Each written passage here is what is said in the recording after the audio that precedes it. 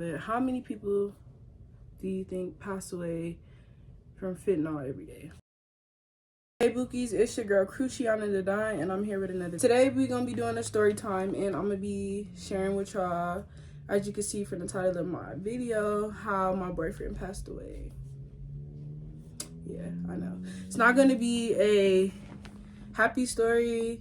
I mean, it's gonna have some happiness in it maybe, but it'll be a little silver lining there. But I'm really sharing this video because I want to put a message out here. Somebody might be able to relate to this. Somebody might have lost a boyfriend, a partner, and maybe not even just a partner, a loved one in general. In the way my boyfriend passed away, I feel like it's going to be beneficial to help a lot of the other young adults out there and just a lot of people. So without further ado, we're going to get into this video. So I got a real serious question for y'all. Like, this question is not a joke, it's not a game, but how many people do you think pass away from fentanyl every day?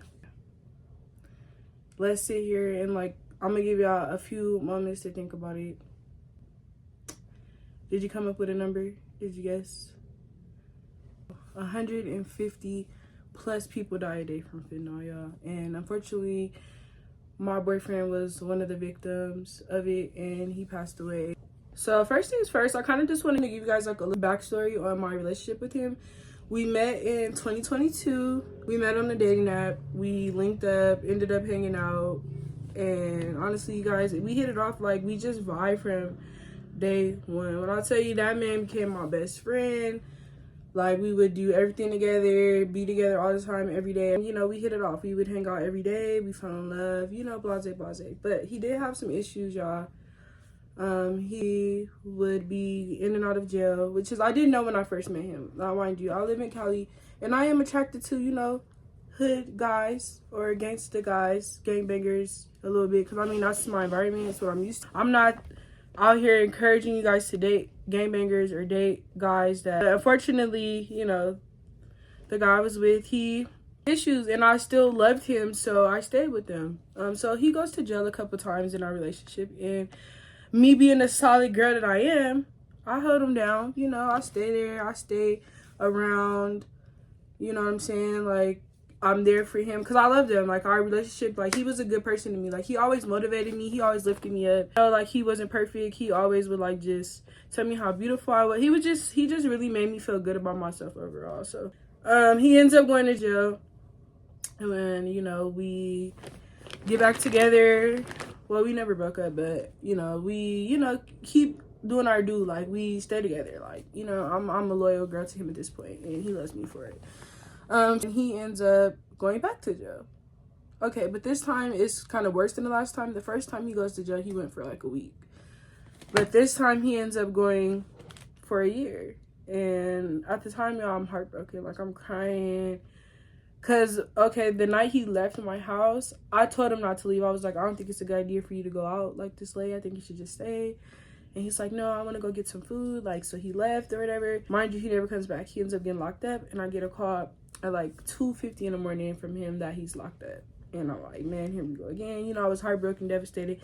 And this time, he would go to jail for the long haul. I wouldn't say long haul because he got sentenced a year. But, for me, that's a long time. And, initially, I stayed with him. Well, I stayed with him the whole time. I was there. We wrote letters back and forth, pictures. I visited him because I really genuinely loved this man, y'all. And I felt like he was a good person. He just had a lot of family issues. He always told me he felt like he was the black sheep in his family. And so, he didn't really have too many people on his team. But the way I felt about him, I was there for him. So I ended up holding him down for the whole year, going to court, blase, blase. Now, y'all, he finally gets home. And, I'm so happy because I waited a year for him to get out, all the stuff. And he gets home. And we're back where we started. We catching up. We loving each other. We ended up getting hotel rooms and going just spending time together. And we would enjoy our week together. Now, you guys, he did have problems with addiction. And he was doing cocaine. Mind you, he did cocaine before he went to jail. Before all that, I knew he was doing it. I never partaked in it, but I can't really stop a grown man from doing what he do. Now, when he got home, there's a couple places I told him not to go around. And that's just because I know you know, the area. He hadn't been home in a while, so I'm letting him know like what had changed and everything, and I'm just letting him know like, you know, don't go these X and X places, you know. And mind you, his hard-headed self, he didn't listen. So of course he ends up going to this night. This is probably his 6th, 7th day home. He picks me up from work, but when he picked me up, I just noticed something was off with him, right? So I'm like, let me drive. Like, you know, it's just like you're not seeming like your regular self, you know? So I convinced him to let me drive home. And the whole time we drive home, he's just like kind of like just out of it a little bit. Like, I don't know. I could tell he was on something. So I kept, what did you take? Like, what are you on? Like, I can tell you're high or, you know, you're tripping. Oh, I'm good, baby. I'm good. Da, da, da, da, you know? So he's on the phone with his brother. And I mind you, he's just like tripping out. I'm telling his brother, like, look, do you think I should take him to the hospital? Like, I don't think, you know, he's okay. And this is my fault because I feel like I should have just listened to my intuition, but I didn't. I listened to his brother. His brother is basically telling me, no, just take him home, let him sleep it off, like, he'll be fine. And then, mind you, he just got out of jail, so we don't want to risk no chances of him going back to jail or, like, whatever.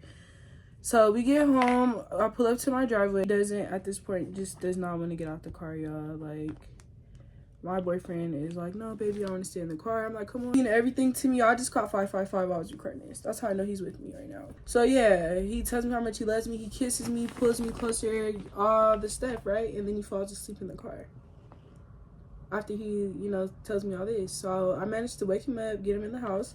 He didn't want to go upstairs, so, you know, I laid him down, a little blanket and couch and stuff, let him just, you know, sleep it off. So at the time, my mom, like, she likes to sleep downstairs in our house, so she was sleeping downstairs. And I went to sleep on the couch too that was by where he was at. So while I'm asleep, I guess my mom, like, I don't know, it was her maternal instinct. She goes to check on my boyfriend, y'all, and he's not breathing, right? So my mom wakes me up. She's like, hey, he's not breathing. I'm like, Mom, stop playing with me. She's like, no, I'm serious. Like, he's cold. So I went over to him, y'all. And this is when the story starts getting a little, like, I'm gonna cry because I don't want to cry on YouTube, but it's, yeah, to him, y'all. And I shake him and he doesn't get up. And I'm like, no, like, there's no way. And so I shake him some more. He doesn't get up. And I start panicking. So at this point, y'all, I slapped the dog shit out of this man. I'm talking about, like, bitch slapped him and he didn't get up, y'all. I started screaming. I'm like, no, God, like, well, what's, like, why? You know, I just start tripping. And so we had to call 911.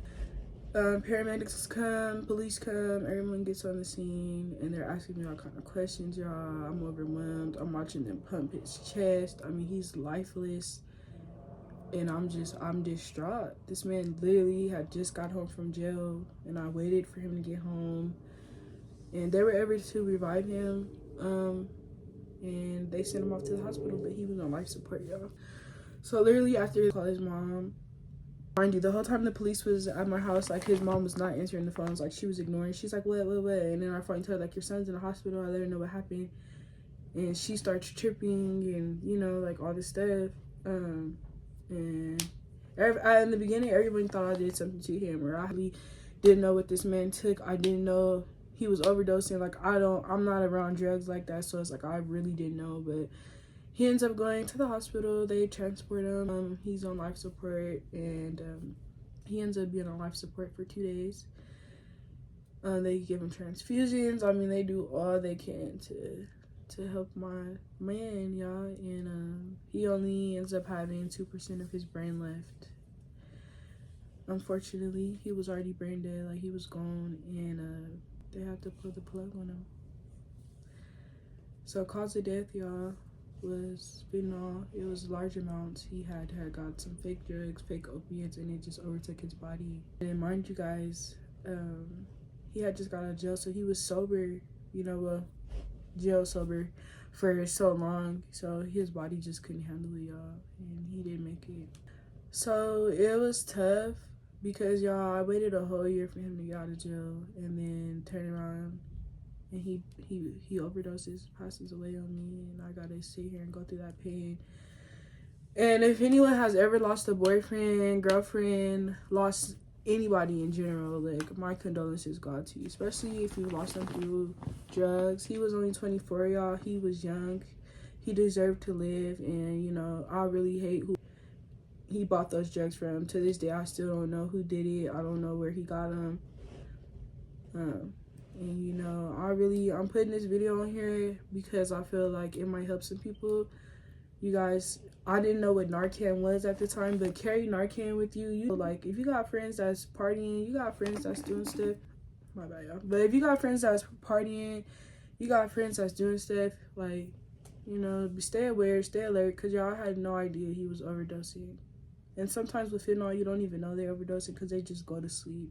And I really wish I would have followed my first mind and, you know, took him to the hospital like I thought, because I thought something was wrong. But listening to other people and, you know, and now he's not here anymore, y'all. So, yeah, that was my little story time, how my boyfriend passed away. This was not easy to put out here, but I'm really sharing this because, like I said, this could help somebody. Like, if you know anyone that's struggling with addiction, please help them. Please be there for them, check on them, you know, try to help them. Get Narcan, y'all. It could save some lives.